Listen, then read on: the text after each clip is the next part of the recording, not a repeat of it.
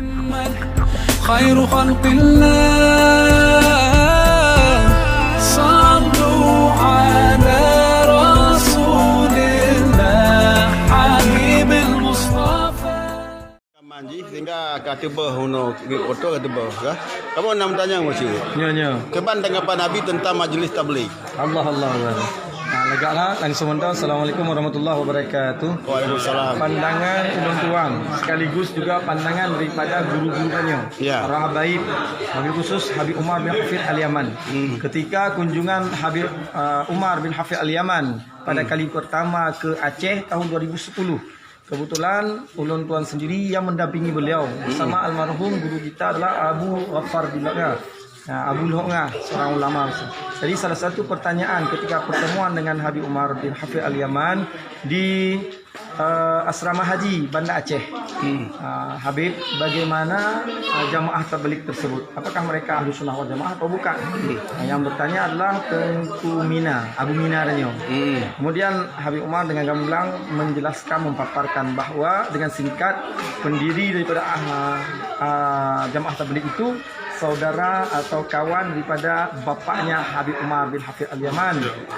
Beliau adalah keturunan daripada Sayyidina Abu Bakar As-Siddiq di India.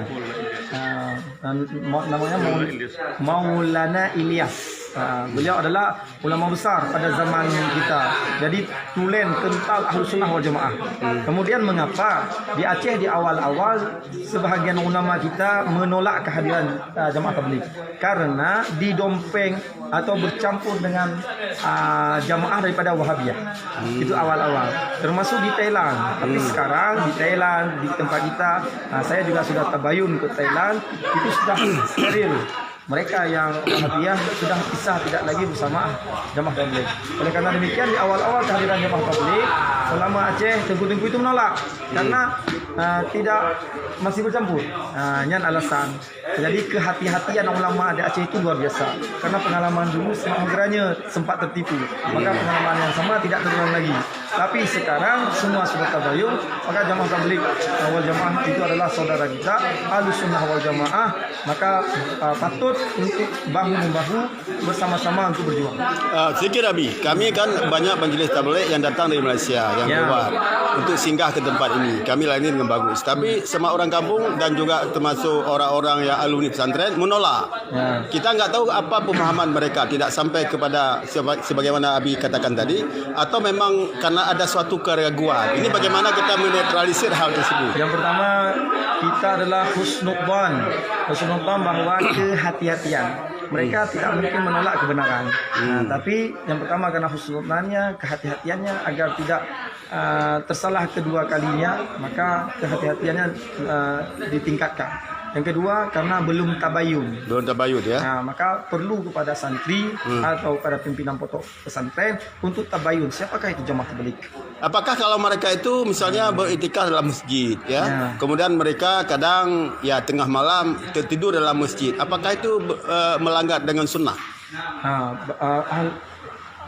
Jamaah tabligh yang namanya jamaah tabligh asli tidak pernah mau tidur di dalam masjid kecuali ada matras. Tanpa matras mereka mengharamkan diri tidur di dalam masjid. Seandainya matras ada, ya apa hukumnya? Mubah atau sunat atau makruh atau haram? Hukum tidur dalam masjid boleh-boleh saja. Nggak ada masalah, nggak ada larangan ya. Dulu yang namanya sufi, orang-orang yang tinggal di pinggir, di sudut-sudutnya Masjid di Nabawi, seperti Sayyidina Abu Hurairah, Ashabus Suffah, tinggal di sudut-sudut masjid, memang tidur hidupnya orang jauh tinggal di maka kita perlu kembali tabayun. Ini adalah saudara kita. Satu lagi Abi pertanyaannya yang paling krusial. Mereka biasanya setelah sholat ya, mereka itu membaca fadilat amal ya. Memang mereka yang membaca itu tidak seindah orang-orang yang memiliki ilmu pengetahuan. Apakah itu hal yang salah atau memang itu dibenarkan demikian sebagai pengkajian otodidak mereka sesama mereka untuk berdiskusi? Wahai kaum muslimin, Ingatlah bagaimana dakwah Rasulullah. Tidak pernah Rasulullah setelah pagi kecuali menyampaikan dakwah kepada umatnya. Setelah Rasulullah melakukan wirid atau zikir, maka Rasulullah menyampaikan dakwah kepada umatnya. Yang dilakukan oleh jamaah tabligh sekarang persis seperti dakwah yang dilakukan oleh Rasulullah SAW. Setiap waktu mengingatkan umat untuk menyampaikan satu hadis ataupun 2 hadis untuk mengingatkan kita semua agar kita lepas daripada sifat kelalaian. Maka perlu tabayun. InsyaAllah. La haula wala Allah akbar. La haula. Satu lagi pada lagi.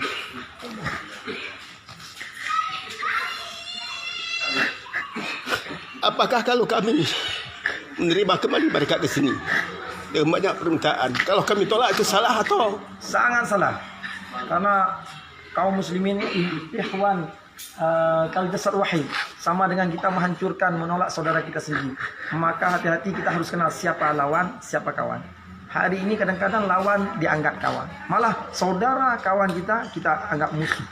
Ini adalah perlu kejelian dan hati-hati. Maka ujung-ujungnya tetap tabayun, insyaallah.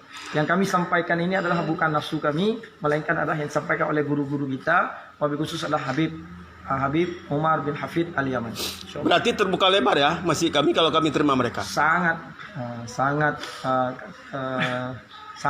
pantas dan memang sepantasnya kita menerima kehadiran saudara-saudara kita, khusus jamaah tabligh dari manapun mereka berada.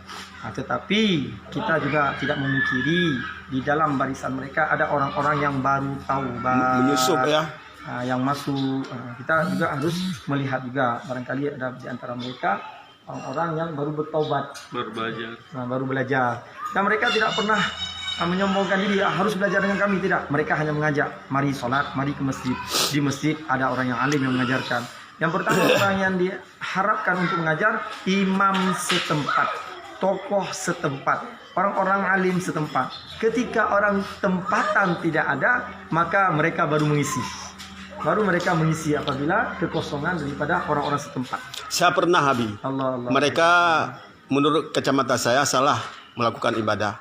Sehingga saya memberi semacam penguatan dan apa yang saya ketahui. Mereka mendengar yang bagus dan langsung dia praktekkan. Jadi mereka saya lihat sangat konsen untuk memperbaiki diri, kesalahan masa lalu dia tobat, dan apapun yang ada kebaikan orang lain dan kesalahan dia dikoreksi, dia sangat terbuka. Nah, ini yang kita harapkan ya. Dan mereka itu bukanlah sebagai orang yang berilmu, yang banyak ilmu memberikan kepada orang lain, tapi balighu anni walau ayah. Ini yang kita pegang. Kemudian terakhir mungkin perlu diketahui oleh umat, beda sangat berbeda antara jamaah tabligh dengan wahabiyah. Kalau orang tidak tabayun, dia menganggap ini adalah sama, tapi jauh beda antara langit dengan bumi. Apakah FPI kalau memang nanti kami menerima kembali ada rorongan dari pihak-pihak tertentu, FPI siap memberikan kelurusan atau membantu kami supaya kami tidak pembela Islam? Ya. Apapun yang berkenaan dengan Islam, kami siap hadir di garda terdepan. Front pembela Islam. Semua bentuk yang berkenaan dengan Islam kita siap hadir, kita siap untuk berkorban, insyaallah. Memang ini adalah tugas daripada front pembela Islam, insyaallah. Baik, Habib, terima kasih atas arahannya. Kami siap menerima mereka, insyaallah. Allahu Akbar.